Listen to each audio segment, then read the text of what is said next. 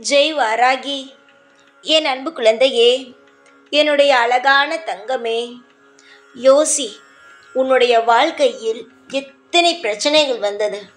எல்லா பிரச்சனையிலுமிருந்து ஒரு தனி மனுஷியாக நின்று நீ போராடி போராடி இந்த அளவுக்கு வந்திருக்கிறாய். உன்னுடைய போராட்டம் எல்லாம் சாதாரண போராட்டம் அல்ல.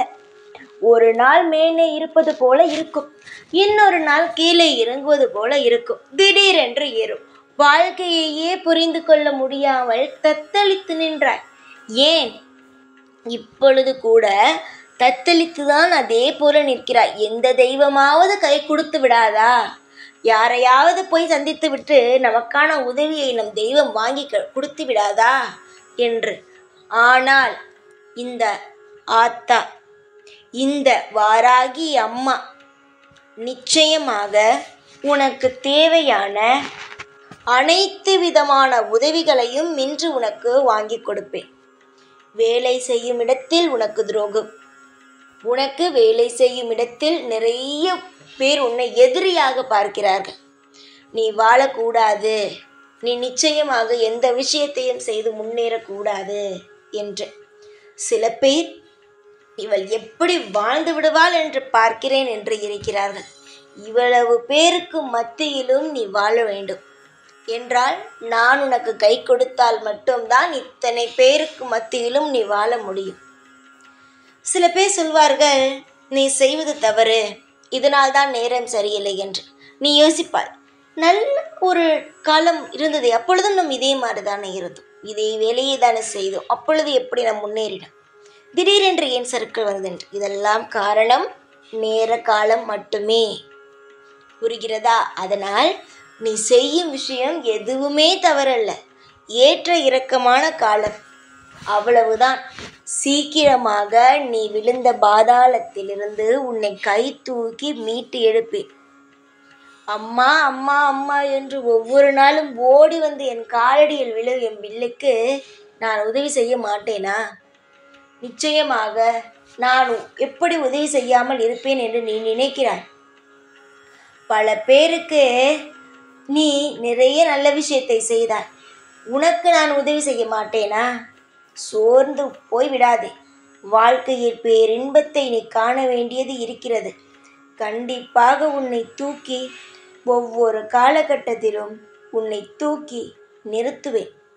நிறைய பேர் தெரியாமல் எல்லா விஷயத்தையும் பேசுகிறார்கள். ஆனால் உனக்கு ஒரு விஷயத்தை மட்டும் நான் என்று சொல்கிறேன். எவ்வளவுதான் உன்னுடைய வாழ்க்கையில் தவறாக நடந்தாலும் அதிலிருந்து உன்னை தூக்கி உன்னை மீட்டு எடுப்பேன். காலம் முழுவதும் உனக்கு எல்லா விதமான அற்புதத்தையும் அதிசயத்தையும் நானே நிகழ்த்துவேன். கண்மணியே, காலம் நிச்சயமாக உன்னை கைவிட்டு விடாது. உன்னுடைய வாழ்க்கையில் நீ எதிர்பார்த்த விஷயங்களோ அதிகம், உன்னுடைய வாழ்க்கையில் தேவைப்படும் விஷயங்களோ அதிகம். கட்டாயமாக உன்னுடைய வாழ்க்கையில் நீ பாடுபட்டு கொண்டு இருக்கும் ஒவ்வொரு விஷயத்திலும் நான் மிகப்பெரிய ஒரு அற்புதத்தையும் அதிசயத்தையும் நான் நிகழ்த்துவேன். நல்லதா கெட்டதா இதெல்லாம் பற்றி யோசிக்காதே. உன்னுடைய வாழ்க்கையில் எது நல்லது எது கெட்டது என்பதை பார்த்து பார்த்து செய்யும் இடத்தில் நான் இருக்கும் பொழுது எது நல்லது எது கெட்டது என்றும் நான் பார்த்து செய்வேன். பூரிப்பு அடையும் உன்னுடைய வாழ்க்கை. நிச்சயமாக பல பேர் உன்னுடைய வாழ்க்கையை பார்த்து எப்படி இவருடைய வாழ்க்கையில் திடீர் மாற்றம் என்று நினைக்கும் வகையில் உன்னுடைய வாழ்க்கையில் மிகப்பெரிய அற்புதம் நடக்கும். இதுவரைக்கும் சின்ன சின்ன சந்தோஷங்களை பார்த்தாய், இனிமேல் உன் வாழ்க்கையில் பார்க்க போவது பெரிய சந்தோஷம், பெரிய அற்புதம், அதிசயம். இதைதான் நீ காண போகிறாய். உன்னுடைய வாழ்க்கையில் உன்னுடைய தொழிலிலும் சரி, உன்னுடைய வாழ்க்கையில் வேறுவித வருமானத்திலும் சரி நிறைய பிரச்சனைகள் வந்தது. அது மட்டும் அல்லாமல் சில கவலைகள் உனக்கு கொடுத்தது. சில நேரத்தில் சில லாபங்களை தராமல் உனக்கு கவலைகளை கொடுத்தது. ஆனால் இனிமேல் அந்த கவலைகள் எல்லாம் ஒரு நொடி கூட உன்னுடைய வாழ்க்கையில் இருக்காது. கஷ்டப்படுவது போல உன்னுடைய வாழ்க்கையில் இனி எதையும் உனக்கு நான் தர மாட்டேன். நான் சொல்வார்கள் அல்லவா, கஷ்டமா, அப்படி என்றால் என்ன என்று அதை தான் உன் வாழ்க்கையில் நான் செய்ய போகிறேன். கஷ்டமா என்று நீ கேட்கும் அளவுக்கு உன்னுடைய வாழ்க்கையில் ஏற்றங்கள். ஒருவன் கூட்டத்தில் நின்று கொண்டு இருப்பான், அப்பொழுது அவன் பெயர் தெரியாது. அதுவே அவன் நல்ல நேரம் வந்தவுடன் அந்த கூட்டத்திலிருந்து வெளியே வந்து அவனுடைய பெயர் 4 இடத்திலும் பரவ ஆரம்பித்து நல்லபடியாக முன்னேற ஆரம்பிப்பான். அப்பொழுதும் சிலர் அவனை பற்றி தவறாகத்தான் பேசுவார்கள். 4 பேர் சரியாக பேசினால் 40 பேர் தவறாக பேசுவார்கள். அதெல்லாம் நினைக்க கூடாது. 40 பேராக இருந்தால் என்ன, 4 பேராக இருந்தால் என்ன, எவன் தவறாக பேசுகிறானோ அதெல்லாம் நினைத்து கவலைப்படக்கூடாது. அதுவே சரியாக பேசுகிறான் என்றால் அதை நினைத்தும் ஐயோ நம்மளை பேசிவிட்டானே என்று மிக மிக சந்தோஷத்திலும் ஆகக்கூடாது. நீயாகத்தான் இருக்க வேண்டும். உன்னுடைய வாழ்க்கை எது? சந்தோஷம் நிறைந்த வாழ்க்கை, அது உன்னுடைய வாழ்க்கை. அதனால்தான் சொல்கிறேன், கவலையே படாதே. பொறுப்போடு எல்லா விஷயத்தையும் இப்பொழுது எப்படி செய்கிறாய் அதே போல செய். நிச்சயமாக உன்னுடைய வாழ்க்கையை நீயே பார்த்து வியக்கும் வகையில் அற்புதங்கள் நடக்கும்.